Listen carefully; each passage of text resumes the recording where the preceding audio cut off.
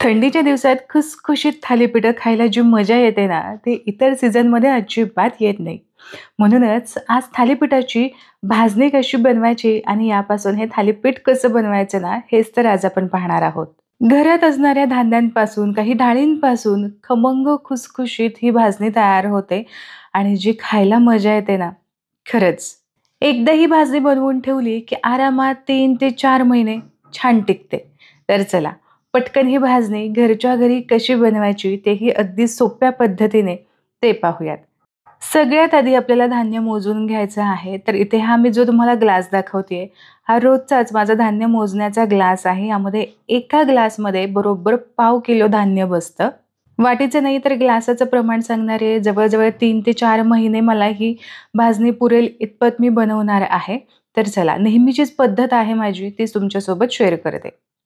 सगळ्यात आधी तर 2 ग्लास भरून इथं मी ज्वारी घेतलेली आहे. रेग्युलरचीच आपली जी खातो आपण ज्वारी, तीच इथे मी घेतलेली आहे. सगळे धान्य, कडधान्य आणि जे काही आपण डाळी घेणार आहोत, ते सगळं स्वच्छ निवडून पाखडून घ्यायचं आहे. जेवढी ज्वारी घेतली तेवढीच आपल्याला बाजरी घ्यायची आहे. म्हणजे अर्धा किलो बाजरी घेतली इथं मी, जी भरलेली आहे बरोबर 2 ग्लास भरून. या ज्वारीसोबतच एकच वाटी आपल्याला गहू घ्यायचं आहे. गव्हाचं प्रमाण जे आहे ते भरपूर चिकट असतं आणि यामुळेच आपल्याला थालीपीठ थापताना फार चिकट हे जाणवू नये म्हणून मी इथे फक्त एकच ग्लास गहू घेतलेला आहे. त्याचबरोबर एकच ग्लास इथे आपल्याला तांदूळसुद्धा घ्यायचा आहे. आता इथे बऱ्याच जणांना शंका असते की तांदूळ कोणता घ्यायचा? तर तुम्ही कोणताही घेऊ शकता. इंद्रायणी, नवीन जो इंद्रायणी असेल, ज्याचा भात खूप चिकट होत असेल, असा तांदूळ इथे घ्यायचा नाही. जुना इंद्रायणी असेल तरीसुद्धा चालेल. यासोबतच डाळी आपण घेणार आहोत. 1 वाटी भरून चणा डाळ घेतली. चणा डाळीऐवजी तुम्ही इथे जरी अख्खे चणे घेतलेत ना, तरीसुद्धा चालणार आहे. अर्धी वाटी किंवा अर्धी ते पाऊण वाटी आपण इथे घेऊयात उडदाची डाळ. चणा डाळीमुळे पदार्थ खुसखुशीत होतो. चवदार हे चणा डाळीमुळे जे काही पदार्थ आपण बनवतो ते छान चवदार लागतात. म्हणून इथे मी 1 ग्लास भरून चणा डाळ घेतली. बाकीच्या सगळ्या डाळी म्हणजे इथे मूग डाळ, आधी घेतलेली उडदाची डाळ ही अर्धी-अर्धी वाटी घेतलेली आहे. आता जर तुम्हाला आवडत असेल आणि जास्त खमंगपणा तुम्हाला हवा असेल, तर यामध्ये आवर्जून घाला ही मटकीची डाळ. ही मटकीची डाळसुद्धा मी अर्धा ग्लास भरूनच घेतलेली आहे. नसेल मटकीची डाळ तुम्हाला घालायची नसेल, नाही घातली तरीसुद्धा चालणार आहे. आता घरामध्ये बऱ्याचदा थोडं-थोडं धान्य राहिलेले असतात, थोड्या डाळी राहिलेल्या असतात, तर त्याच मी इथे घेतलेल्या आहेत. अगदी माझ्याकडे मूठभरच हुलगे राहिले होते आणि यासोबतच अख्खा मसूरसुद्धा मूठभर मी घेतलेला आहे.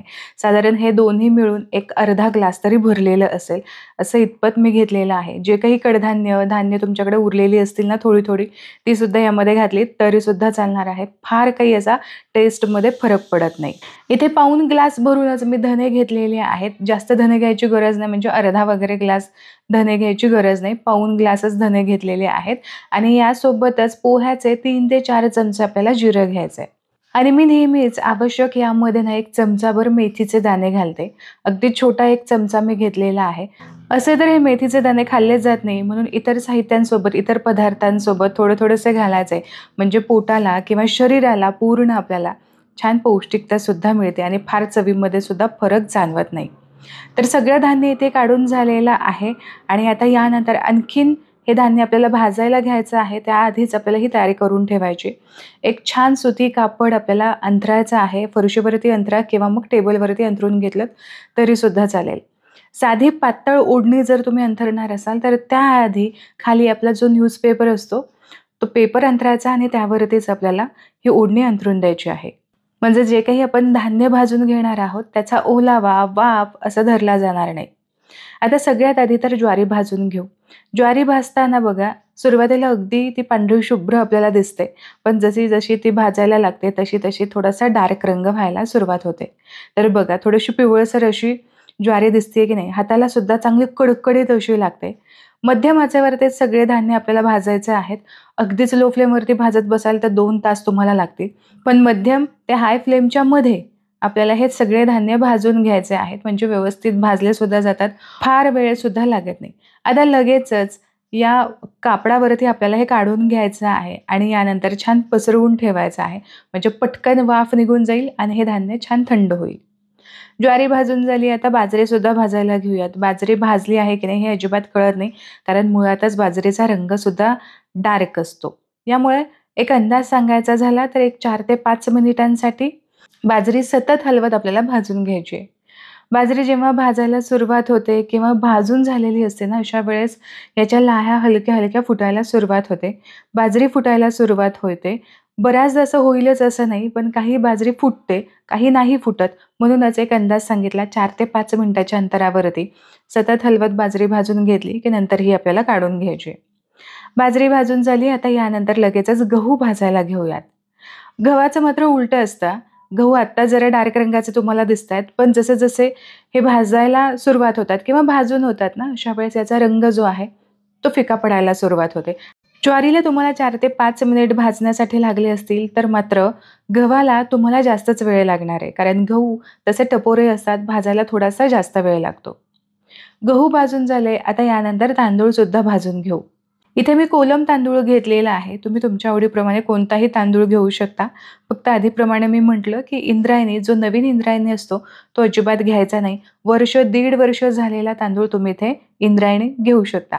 तांदळावरती हलकासा रंग आला, गुलाबीसर असे दिसू लागले, की यानंतर हे तांदूळसुद्धा आपल्याला काढून घ्यायचे आहेत आणि छान पसरवून ठेवायचे आहेत. आता यानंतर लगेचच डाळीसुद्धा भाजायला घेऊयात. आता सगळ्यात आधी तर आपण भाजूयात हरभऱ्याची डाळ. ही हरभऱ्याची डाळ भाजण्यासाठी थोडासा वेळ लागू शकतो आणि काय हरभऱ्याची डाळ भाजली आहे की नाही याच्या खमंग सुवासावरूनच आपल्या लक्षात येतं किंवा हलकेसे असे डाग यावरती आले की समजून घ्यायचं की डाळ व्यवस्थित अशी भाजून झालेली आहे. तर बघा, डाळीला हलकासा डार्क रंग आला, डाळ थोडीशी आकसल्यासारखी दिसली की ही लगेचच आपल्याला काढून घ्यायची आहे. आता बाकीच्या डाळी मात्र एकत्रच भाजून घेऊ, कारण या साईजला एकसारख्याच असतात ना म्हणून. तर इथे मी मूग डाळ, यासोबतच उडदाची डाळ आणि आपण घेतलेली मटकीची डाळ, या तीनही डाळी मी एक सलग भाजून घेणार आहे. वेगवेगळ्या भाजल्या तर टाईमसुद्धा खूप लागेल. एकत्र भाजल्या तर तितकाच आपला वेळ आणि गॅससुद्धा वाचेल. तर चला, या तीनही डाळी मी भाजून घेत आहे. तर जवळजवळ एक आधीप्रमाणेच एक 5-6 मिनिटांसाठी या डाळी चांगल्या कडकडीत अशा मी भाजून घेतल्या आणि आता यानंतर यासुद्धा आपण छान पसरवून थंड करून घेऊ. आता उरलेलं साहित्य, आता थोडेसे हुलगे आणि यासोबतच मी अख्खा मसूर घेतला होता, हा सुद्धा छान मी भाजून घेणार आहे.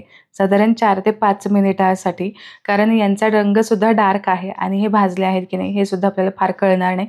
म्हणून 4-5 मिनिटांसाठी छान भाजून घेतले, हाताला छान कडकडीत लागले. आता यानंतर काय राहिलं तर जिरे, धने आणि मेथीचे दाणे. आता इथे जिरे भाजत असताना मी गॅसची फ्लेम लो केलेली आहे, कारण आपली जी कढई आहे ती भरपूर गरम झाली आहे. धने घालण्याच्या आधी ना मी गॅसची फ्लेम बंदसुद्धा केली. अर्धवट असे जिरे भाजले गेले की यामध्ये धने आणि मेथीचे दाणे घातले आणि हे सुद्धा सलग 3-4 मिनिटांसाठी गरम कढईमध्ये असेच भाजू दिले. धने आणि जिऱ्यांचा छान सुवास आला आणि यानंतर हलकासा रंग चेंज झाला की धने जिरे सुद्धा आपल्याला काढून थंड करून घ्यायचे. इथे आपली संपूर्ण भाजणी भाजून झालेली आहे. ही संपूर्ण थंड करून घ्यायची, अगदी पूर्ण थंड व्हायला हवी, मगच एकत्र करायची आणि मग दळून आणायची. आता ही भाजणी अशी आहे ना की यामध्ये सगळेच धान्य आहेत, डाळी आहेत, यामुळे ही कशावरती सुद्धा दळून घेतलीत तरी सुद्धा चालणार आहे. ज्वारीवरती, बाजरीवरती, गव्हावरती, तांदळावरती, डाळीवरती, कशावरही तुम्ही दळून आणू शकता. जसं आपण भाकरीचं पीठ दळून आणतो, अगदी त्याच पद्धतीने हे सुद्धा दळून आणायचं आहे. सगळं साहित्य चांगलं थंड झालं, एकत्र केलं. आता हे मी दळून आणणार. तयार केलेली ही भाजणी 2.25 किलो भरते आणि इथे तुम्ही बघू शकता छान ही भाजणी मी दळून आणलेली आहे. पीठसुद्धा छान पडलेलं आहे. आता एकदा भाजणी झाली की मग काय 3 ते 4 महिने अजिबात आपल्याला टेन्शन नाही. गरमागरम वेगवेगळ्या फ्लेवरमध्ये आपण थालीपीठं बनवू शकतो. आज आपण कांद्याचे थालीपीठं बनवतो, यासाठी मी कांदा बारीक चिरून घेतलेला आहे. छान हा हाताने मोकळा करून घ्यायचा.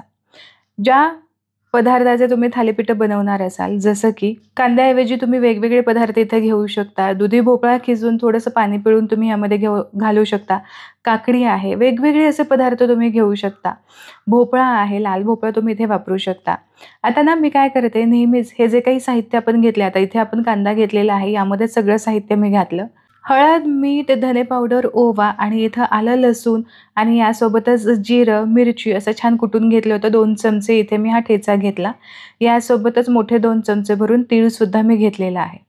असं कांद्यामध्ये चांगलं मिक्स करून घेतलं ना आधीच, की मग हलकंसं या कांद्याला पाणीसुद्धा सुटतं. सगळे मिश्रण व्यवस्थित मिक्ससुद्धा होतात आणि कुठेतरी तिखट लागतंय, कुठेतरी खारट असा थालीपीठ लागतंय, असं अजिबातच होत नाही. बऱ्याचदा असं होतं की पीठ मळत असताना पिठाच्या वरून जर हे सगळे साहित्य घातले, तर मात्र पीठ काही व्यवस्थित आपल्याला एकजीव मिक्स करता येत नाही. म्हणूनच जे काही यामध्ये आपण साहित्य घालणार आहोत, यामध्येच हे तिखट, मीठ, ओवा जे काही आपण घालणार आहोत ना, ते आधीच मिसळून घ्यायचं. आवडीप्रमाणे किंवा साधारण मी एक 5-6 थालीपीठं बनवणार आहे. यासाठी मी इथं पीठ घेतलेलं आहे. यावरून भरपूर कोथिंबीर घालायची. हवं असेल तर मेथीसुद्धा तुम्ही बारीक चिरून यामध्ये घालू शकता. पालकसुद्धा बारीक चिरून घालू शकता किंवा मोरिंगाची पावडर, आपल्या शेवग्याच्या शेंगांची पानंसुद्धा तुम्ही चिरून यामध्ये घातलीत ना, तरीसुद्धा चालणार आहेत. हवं तितकं पौष्टिक तुम्ही हे थालीपीठ नक्कीच बनवू शकता. आता ना पीठ मळायला घेऊयात. आता बऱ्याचदा कसं होतं ना, की जशी ही भाजणी खूप जुनी व्हायला लागते, तशी यामधला चिकटपणा जो आहे, तो कमी व्हायला लागतो. मग अशा वेळेस तुम्ही एखादा चमचा पीठ मळत असतानाच थोडंसं तेल यामध्ये घातलत ना, तरीसुद्धा चालणार आहे. छान चिकटपणा येईल, खुसखुशीतसुद्धा थालीपीठं तयार होतील आणि यासोबतच चवसुद्धा छान येईल. व्यवस्थित आपल्याला थालीपीठं थापतासुद्धा येईल. आता थालीपीठाचं पीठ फार घट्ट किंवा खूप सैलसर मळून चालत नाही, तर या पद्धतीने अशी थोडीशी सैलसर कन्सिस्टन्सी असायला हवी. पीठ मळून झालं की लगेचच थालीपीठं करायला घेऊयात. एका भांड्यामध्ये मी पाणी घेतलेलं आहे. सुती कॉटनचा रुमाल इथे मी घेतलेला आहे आणि यावरतीच आता थालीपीठं थापायला घेऊ. फार मोठी थालीपीठं थापायची नाहीत. मध्यमच थापायची किंवा अगदीच तुम्हाला वाटत असेल डब्याला वगैरे द्यायची असतील, तर मात्र तुम्ही लहान थालीपीठं थापून घेऊ शकता. हाताला चिकटत असेल तर अधूनमधून पाणी लावून घ्यायचं आहे आणि छान असं थालीपीठ एकसारखं पातळ थालीपीठ थापून घ्यायचं. मला ना थालीपीठं हलकंसं जाड, खूप अगदी पातळ आवडत नाही. पण जे धपाटे असतात ना, ते मात्र पातळ थापलेले मला आवडतात. थालीपीठ मात्र असंच खुसखुशीत थोडंसं लागायला हवं. कडक लागण्यापेक्षा ना किंवा कुरकुरीत लागण्यापेक्षा थालीपीठ खुसखुशीत असेल, मध्यम जाडीचं असेल, तर ते चवीला खूप छान लागतं. मग तुम्ही हे असंच खाल्लत ना तरीसुद्धा चालेल. यासोबत दह्याची सुद्धा गरज नसते, चटणी, लोणच्याची सुद्धा गरज नसते. म्हणून मी असं फार पातळ नाही किंवा खूप जाडसुद्धा नाही, असंच थापून घेणार आहे. आणि धपाटे मात्र छान पातळ थापलेले मला आवडतात. आता बघा इथे छान असं थालीपीठ मी थापून घेतलेलं आहे. एकदा सगळीकडे हात फिरवून पाहायचा, कुठे जाड वाटतंय का, कुठे पातळ वाटतंय, तर एकसारखं सेट करून घ्यायचं म्हणजे जे थालीपीठ आहे ते व्यवस्थित एकसारखं असं भाजलं सुद्धा जातं. अगदीच खूप जाड नाहीये आणि खूप मोठं सुद्धा थापलेलं नाहीये. यामुळे मी काय करणार, फक्त एकच होल मी इथे करून घेते. आता सध्या भरपूर थंडी आहे ना, म्हणून मग मी यावरून सुद्धा तीळ भरपूर घालणार आहे आणि जर तुम्हाला आवडत असेल तर नक्कीच घालू शकता. दिसायला छान दिसतात आणि तिळामुळे थोडीशी उष्णतासुद्धा शरीरामध्ये येते. हा रुमाल एका साईडने असा उचलायचा आणि थालीपीठ हे छान असं तव्यावरती घालायचं आहे. पण याआधी आपल्याला जर पहिला थालीपीठ असेल तर मात्र तेलाने तवा छान ग्रीस करून घ्यायचा. नाहीतर मग पहिलं जे थालीपीठ आहे ते छान तव्याला चिकटूनच बसतं. तर चला छान रुमाल असा उलटा करून आपल्याला तव्यावरती घालायचा आहे. मी काय करते अशा चारही कड्या ना जुळवून घेते आणि कुठल्याच साईडने चिकटत नाहीये ना त्या साईडने असं ओपन करून घ्यायचं. आता बघा दोनही साईडने असं चिकटलेलं आहे की नाही, तर थोडंसं पाणी लावून घ्यायचं. थोडंसं पाणी लावलं की पटकन रुमाल निघला सुद्धा जातो. तर या पद्धतीने ही ट्रिक तुम्ही नक्की वापरू शकता. थालीपीठ तव्यावरती घातले की गॅसची फ्लेम मध्यम करायची आणि यावरती लगेचच झाकण ठेवायचं. नाहीतर वरची बाजू आहे ना ती अशी तडा गेल्यासारखी, किरवजल्यासारखी होते. तर साधारण असं 1 मिनिटभरासाठी छान वाफ धरली की सगळ्या साईडने आपल्याला तेल सोडायचं आहे. मध्ये जिथे होल तुम्ही केलेले असतील तिथे सुद्धा तेल सोडायचं आणि हे थालीपीठ लगेचच पलटीसुद्धा आपल्याला करून घ्यायचं आहे. असंच खूप वेळ तुम्हाला ठेवायचा नाही. आणि मग काय गॅसची फ्लेम कधी मध्यम, कधी हाय करत आपल्याला हे थालीपीठ छान खरपूस असं भाजून घ्यायचं आहे. तर तुम्ही इथे बघू शकता मस्त असं यावरती डाग पडत आहेत आणि हलक्या हाताने जिथे तुम्हाला असं वाटतंय की इथे भाजलं गेलं नाहीये, हलकंसं दाबून छान असं थालीपीठ आपल्याला भाजून घ्यायचं आहे. तर इथे तुम्ही बघू शकता मस्त आपलं पहिलं थालीपीठ इथे भाजून झालेलं आहे. हे मी बटरसोबत खाणार आहे. मस्त गरमागरम थालीपीठ, थोडंसं यावरती बटर किंवा घरी बनवलेलं लोणी असेल तर यासोबत सुद्धा तुम्ही खाऊ शकता. नुसतंच तूप वरून लावून घेतलं तरीसुद्धा चालणार आहे. मग कुठलीही चटणी, दही याची गरजच पडत नाही. तर आशा करते थालीपीठाच्या भाजण्याची आणि थालीपीठाची रेसिपी तुम्हाला आवडली असेल.